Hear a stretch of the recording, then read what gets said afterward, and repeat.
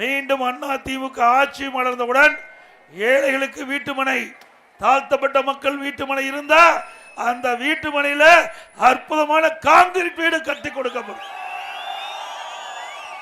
ஏழைகளுக்கு வீட்டுமனையும் இல்ல, தாழ்த்தப்பட்ட மக்களுக்கு வீட்டுமனையும் இல்ல, இரண்டும் இல்லாத மக்களுக்கு அரசாங்கமே தனியார் இடத்திலிருந்து வீட்டுமனை விலைக்கு வாங்கி அந்த வீட்டுமனையில நம்முடைய ஏழை மக்களுக்கும் தாழ்த்தப்பட்ட மக்களுக்கும் அற்புதமான கான்கிரீட் வீடு கட்டி கொடுக்கப்படும்.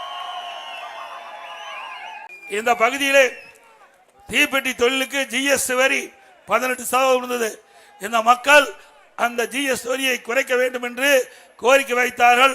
அவருடைய கோரிக்கையின் அடிப்படையிலே அந்த மத்திய அரசோடு தொடர்பு கொண்டு 18% ஜிஎஸ்டி வரி தீப்பெட்டிக்கு இருந்ததை அதை குறைத்து 12% ஜிஎஸ்டி வரியாக இன்றைக்கு கொண்டு வந்தது. அவளுக்கு உதவி செய்த அதிமுக அரசு. அதே மாதிரி தீக்குச்சி தயாரிக்கும் தீக்குச்சி மரத்தை இறக்குமதி செய்ய 5% வரி இருந்தது. இதை இங்கு இருக்க